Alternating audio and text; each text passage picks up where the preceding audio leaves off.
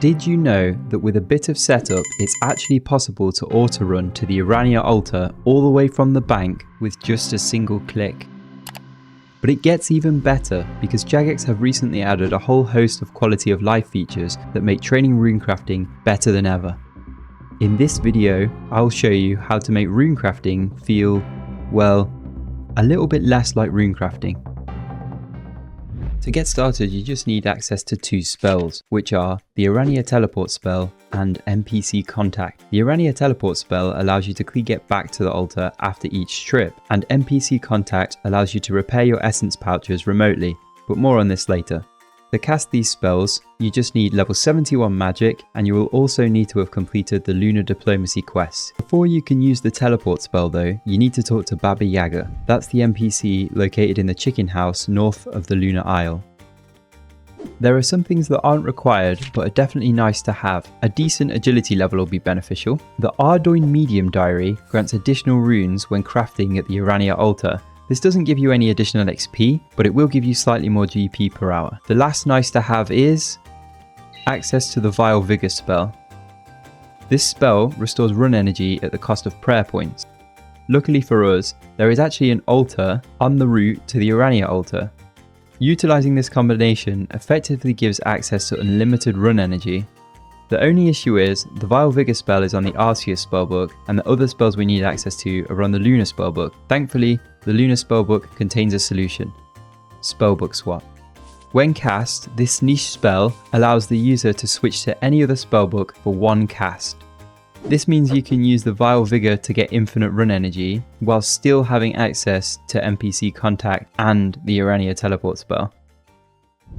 Vile Vigor requires completion of a Kingdom Divided, but you will also need level 91 magic and completion of the Dream Mentor quest for access to spellbook swap. These are some pretty high requirements, but don't worry, because Vile Vigor isn't required for the method to work, and I will show you how the training method works both with and without it. The bank near the Ourania altar requires you to pay 20 runes every time you use it. This is a bare minimum setup that you can use while you're getting started out. It allows you to use the Ourania teleport spell and pay the banker. You will also need some stamina potions and a bit of food in the bank to restore run energy and HP. The rune pouch is an item that lets you store up to 3 types of rune in one inventory slot. I would recommend getting one as soon as possible, as it will free up inventory slots and increase your XP per hour. As you level up your runecrafting, you will gain access to essence pouches. They allow you to carry more essence between the bank and the altar per trip. These essence pouches can be obtained from the Abyss or from the new Guardians of the Rift minigame. They will significantly increase your XP, but they come with a catch. They will periodically break, and you will need to use the NPC contact spell taught to the mage in the Abyss to repair them. Once you start using essence pouches, you'll need to keep some cosmic runes in the bank to cast NPC contact whenever your pouches break.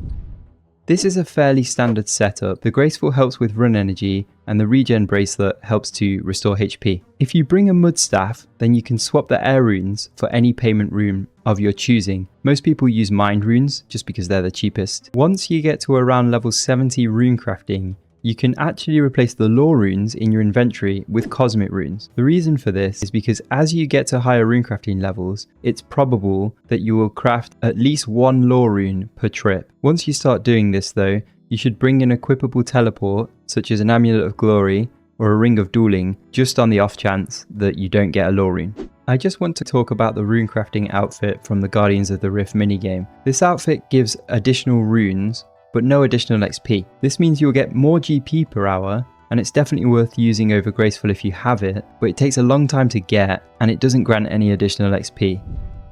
Finally, if you are going to be using the Vile Vigor spell, then you will also need to bring soul runes. The problem is that your rune pouch will already be at capacity with the runes that we need to cast the other spells. Luckily, there is a solution: Tombs of Amascut.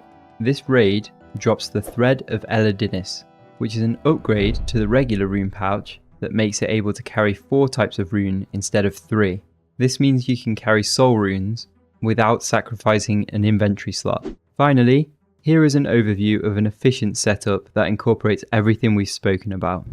Okay, so now we can actually get started with the method. To get there for the first time, you just need to use the Ourania teleport spell. And then you just need to run all the way south. Keep running. I mean, just keep running the same way everyone else is running. And yeah, once you reach the end, you just go down the ladder and then you're at the bank. And the Ourania altar is right over there. So there's a bit of setup that we need to do before we can get started. The first thing to do is just to make sure that you're on the right world. There are actually 2 dedicated Ourania runecrafting worlds. One is the EU one, which is 327. And there's a US world, which is 480. So yeah, just make sure you're on the right world. It makes everything easier because when there are more people, it means that the mobs that are here, they don't hit you as often. After that, you just need to talk to the banker. And as I mentioned, he requires a rune every time you use the bank. So you just need to right click, talk to the banker, and then press option 3. And what this does is it allows you to set up an automatic payment rune option. So every time you talk to him, it'll just pull this same kind of rune. So whichever payment rune you have, whether it's air runes or mind runes, you just need to make sure that's the rune that you select. And with that set up, we can actually use the bank now. So from here, the next thing to do is if you just click on the wrench icon and then go into deposit lock settings. This is like a new feature added by Jagex, but it actually allows you to lock some slots in your inventory so that when you hit the deposit all, it doesn't deposit these specific slots that you set. So you just need to go ahead and select the slots that contain the items that you want to keep in your inventory. This will vary depending on which setup you have.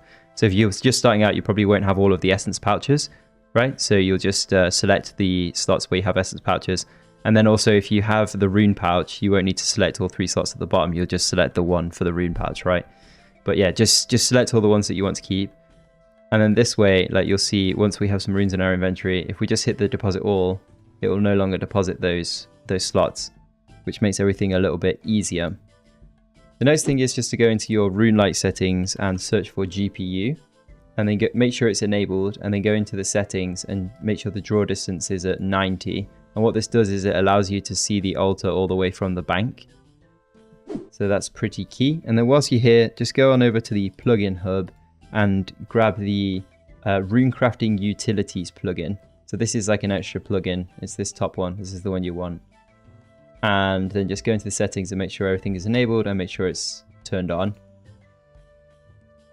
The next tip is just to make sure that your withdraw all is selected and that your pure essence is located in the bank such that it's kind of close to the deposit all button, and that just makes things a bit easier. And then from here you can just pull out a full inventory of pure essence, and then you can just left click fill your pouches. I mean, mine are already filled, but the way this is possible is because we installed the Runecrafting Utilities plugin. So essentially what it does is when you're in the bank, it knows that you want to fill your pouches, and when you're near the altar, it knows that you want to withdraw them. So it just changes the interfaces accordingly. And that means you just never have to right click fill or right click withdraw. So it just makes things a bit easier.